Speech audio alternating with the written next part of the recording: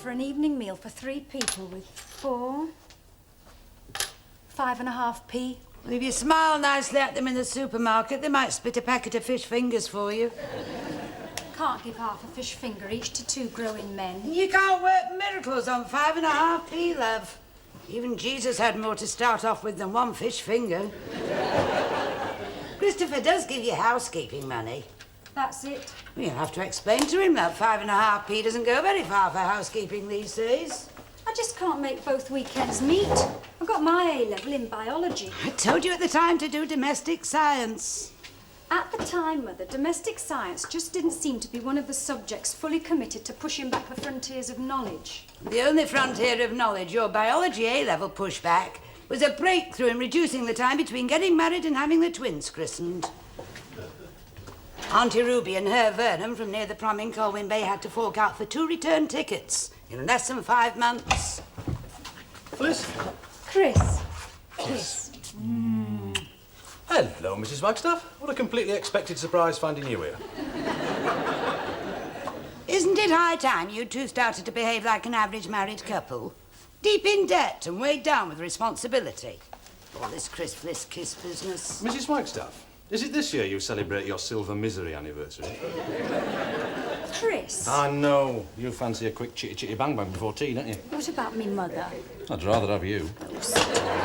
Can't fight the old Adam when I've got the music in me. To the deck chair. To a cup of tea, I think. Help yourself, Mrs. Wagstaff. To what, precisely? Your larder's like a slimming clinic for mice. Everything even and keelish, love? Oh, you know, come see, come sa. Occasionally.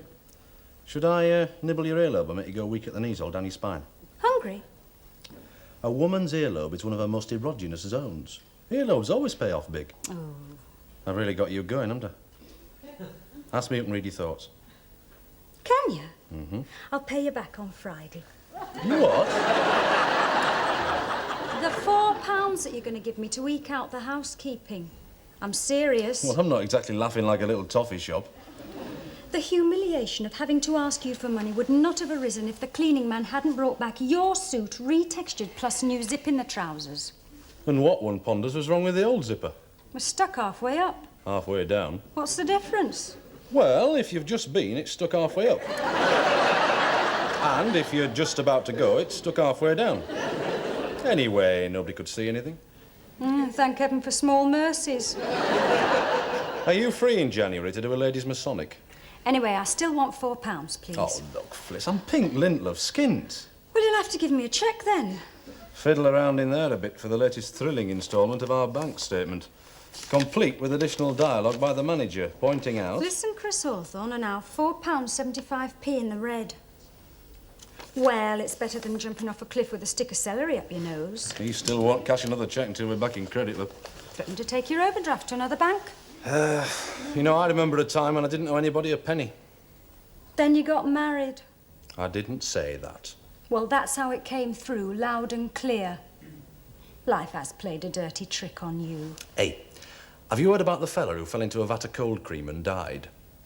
He softened to death. It's a joke. How much money have you got? That's another joke. About £1.33p. About £1.33p. You don't hear wives talking about money in general round figures like that. £1.33p, less 2 halves that fell through an hole in my pants pocket.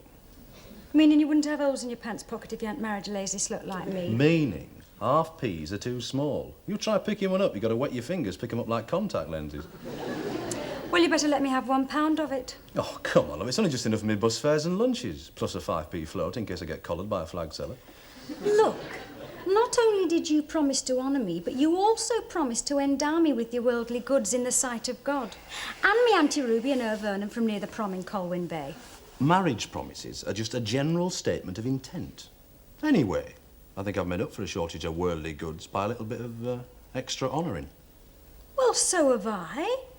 In the obeying, serving, loving and keeping in sickness and in health.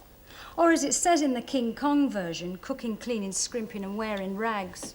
I also promised to forsake all others. Meaning what? 3 can't live as cheaply as 2. Aye, the big con of all time was a rumour that 2 could live as cheaply as 1. Well, these days 1 can't live as cheaply as 1. Right, then. The time has definitely come for Gavin to pay for part of his keep. Or all of his keep. Or twice all of his keep. If Gavin, your friend, pays for his keep, we'll have him here forever. Are we having a row? Well, I can't have a proper row while I'm sitting on your knee. Yes, you're in a very vulnerable position, aren't you? I insist that you allow me to leave this deck chair. First, I want a long, lingering kiss. And second, what we want and what we get Are exactly the same thing. Remember the poem? For the want of a kiss, a pair of garters were lost. No, stop. For the want of a pair of garters, a pair of stockings were lost. For the want of a pair of stockings, a pair of knickers were lost. My mother's in the kitchen. For the want of a pair of knickers, a skirt was lost. And that doesn't follow. And for the want of a skirt, Felicity lost... and gained an indignant mother. I wasn't born with a straw in my mouth. In your ears. It's behind your ears. Although these days it's fairly unusual due to a shortage of stables with resident midwives. Leave you me, Christopher Hawthorne. In my day, I've had those Broadway vampires lashed to the mast. She's had those Broadway what? Vampires lashed to the mast. Huh? She's not much future, but oh, what a past. Not in the same class as that haunting melody from the boulevard cafes of our youth, eh? Make a little boogie round your woogie. Hey, you know, the first time I clapped eyes on you, I thought to myself, there goes a bird with what can only be described as a woogie to drive men to distraction. I don't even know where my woogie is. Well, you gave me the distinct impression you knew exactly where my woogie was. Yeah. That was in the days when I had a Mini Cooper S. Alloy wheels, reclining seats. Legendary days. Legendary's right. The truth has never been found lurking in one of your stories. My point is simply that marriage is not an economic proposition. There's more to marriage than money. But you still need money to enjoy whatever the more the marriage turns out to be. Hey, that's Gavin. How much shall I ask him for it? May peace, love, and harmony be with you and your deck chair, now and forevermore. Hello. Hiya. I must say your Gatsby gear's lasted. I mean, it hasn't dated. Not since 1926 and 7/8. Did you call, Mother? Be right with you. My mother obviously wants another word with me. Anyway, I haven't got the spare lettuce these days to keep up with fashion. I'll buy that. It's the only decent tie I've got. No, I mean gear in general. It's got pretty pricey. I wouldn't know. Last time I bought a suit, they made them out of chain mail. Of course, I've weathered inflation better than most. Thanks to the departure of some hard-bitten bird who alleged she was my wife. Gavin, speaking purely as your best Do you man... remember when her accomplice asked the congregation... What, you mean the vicar? Yeah, I think she bribed him with 50 quid or something to save his organ. Asking if there was any reason why this man and this one-armed bandit should not be joined together in holy deadlock. Didn't even wait for an answer, you know. The whole thing was far too pat for my liking. Well, at least she's finally done the decent thing and walked out on you, hasn't she? Often wondered how you and Fliss managed the money side of marriage. Badly, old son. The cash flow dries up about 3 days before payday. Suppose looking after me must have strained resources slightly, eh? Yeah. How long have you been in, Ellen? 4 weeks. Tempers Fugits, doesn't it? Yeah. Only seems like 6 months. You know, I've wanted to pay for my keep, but I thought you and Fliss might be insulted if I offered money. I developed a very thick skin when I developed a very thin wallet. Hello, love. Gavin has just insulted us by offering to pay for his keep. Probably about a 5 or 6 quid a week insult.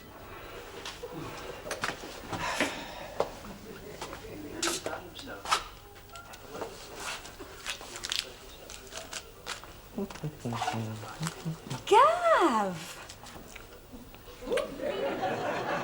I should have put in another 2 quid.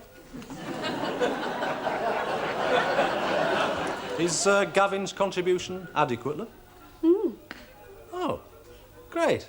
Smashing, mate. Hot diggity. All's well that ends well, eh? In our joint bank account? This is for Gavin's keep. Well, if you'll excuse me, I've got a date tonight. Sherry? Tracy. New temp? Yeah. They don't last very long, do they? No, well, if they do a good line in shorthand and get to the nitty-gritty in a couple of days, they last a week. What happens to the nitty-gritty ones? Oh, keep them for half a day, then set fire to them.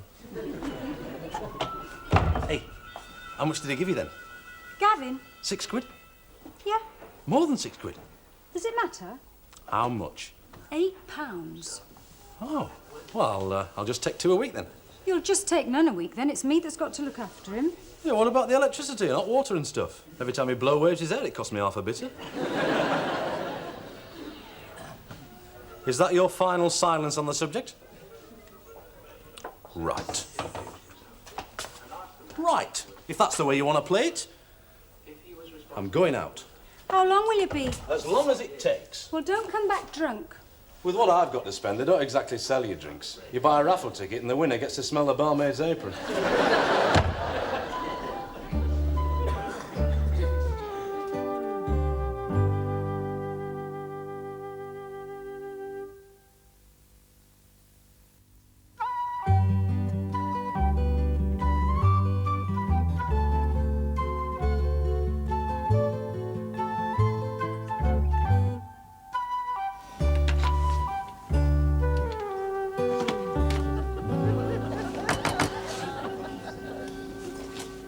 Fliss?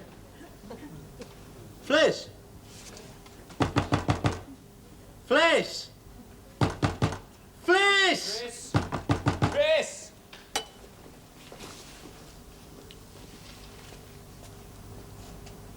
Some twits knocked the catch down. Fliss. OK, so Fliss knocked the catch down. How about letting me in then? Sorry, old chap, no can do. First commandment of a lodger is not to come between man and wife.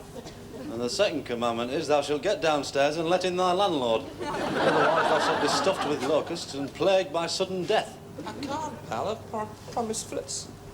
Gavin, it takes more than a couple of hours to develop integrity. Chivalry is not entirely dead, you know. Let's just say in your case it's gone south for the season.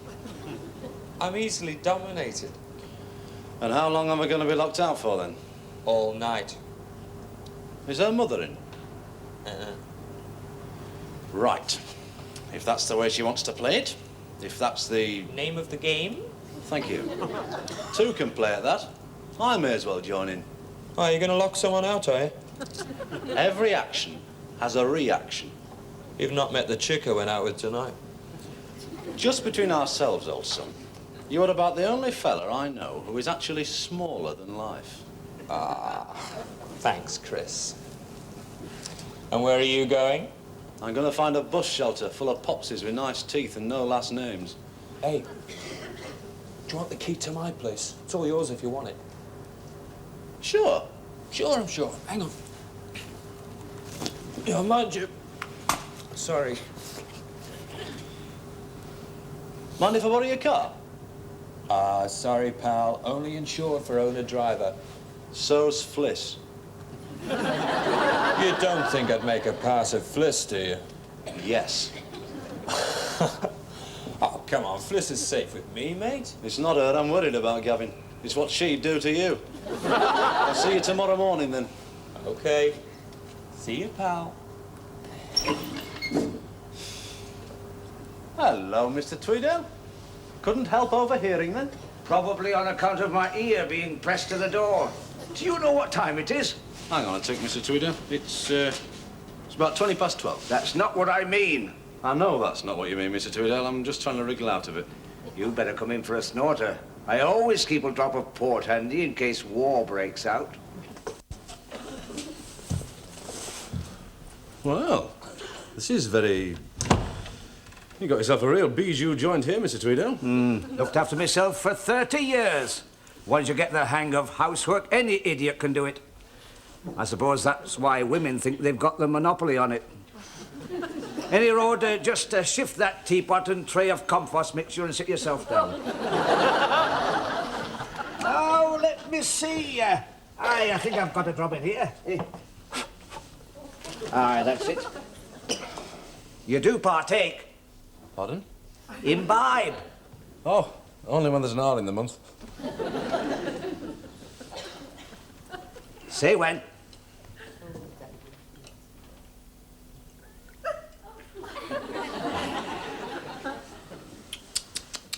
Locked out, eh? In my time, I've seen more of life than a taxicab's mirror. But woman's inhumanity to man never ceases to shock. Leads you up the primrose path of dalliance and then slams the door in your face.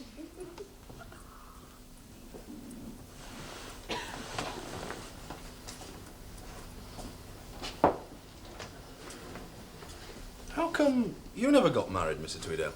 I mean, apart from hating women. Which is the wisest animal in the world? I give up. The one that hasn't been discovered yet. There's probably a lot of truth in that, Mr. Tweedale. Bachelors are men that women haven't discovered and turned into husbands. You know, you could probably hide out here for quite a long time, you know. You'd take some stoking. Changing men into husbands, that's a woman's mission in life. By Buxton, you've knocked that back quick. I think most of it evaporated, Mr. Tweedale. You'd better have the other half.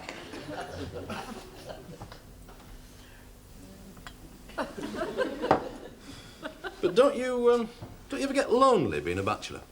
Never been married, I've no basis for comparison. Never thought about it like that. I suppose what I really mean is, didn't you ever feel a sort of need? Oh, bodily requirements like. I bet that used to turn them on.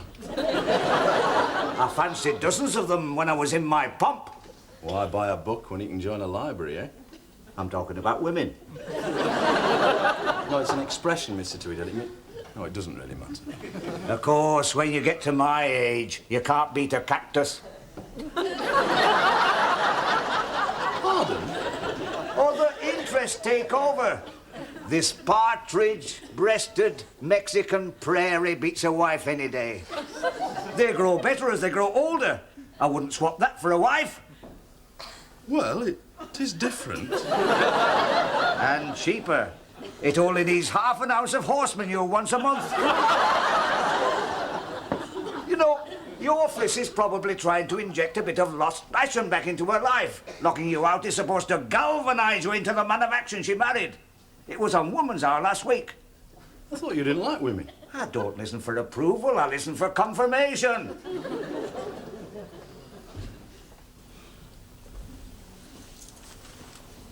So, you reckon she wants me to go back there and shoulder in the front door? Or something like that. How much would it cost to replace a busted door? Between 15 and 30 quid, depending on how hard you galvanise. I can't afford passion at that price. I've had to cut down on some things. She'll have to cut down on passion. Discretion is the better part of passion. I like that.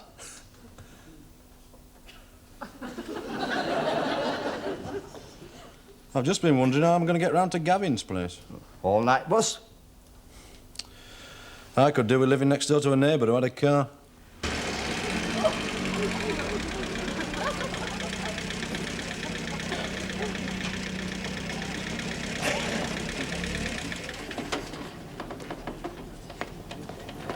As a rule, I only take it out on Sundays, you know. I've often wondered if you belong to a secret society dedicated to slowing down the speed of traffic. I never see any traffic myself. That's because they're all stuck behind three-wheelers tearing along at 12 miles an hour. Aye, 86 miles to the gallon, man and boy. I always thought you peddled them.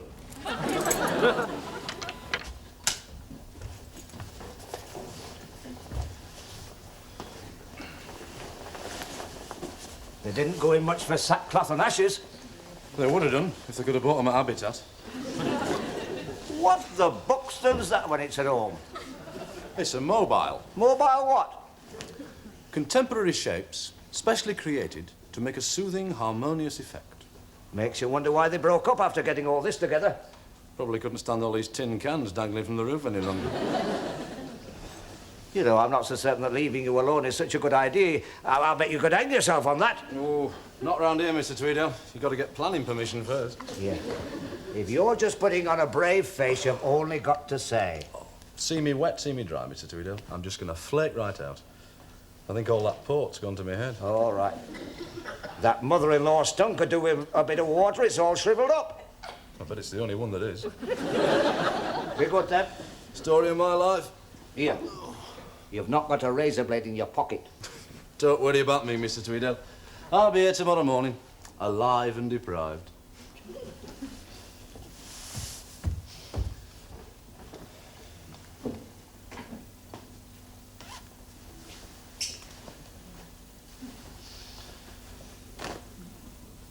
Gav? Chris? Hello, Carol. How's things? Rapidly improving.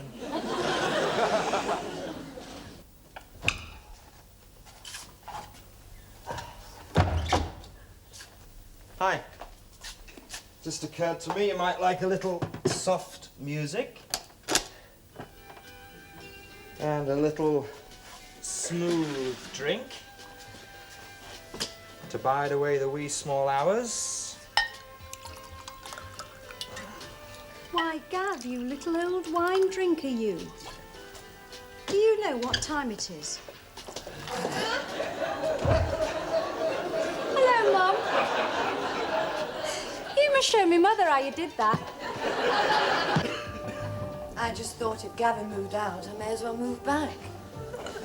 I think I made the right move. Do you think I made the right move? Cheers. Bottoms up. All you wish yourself.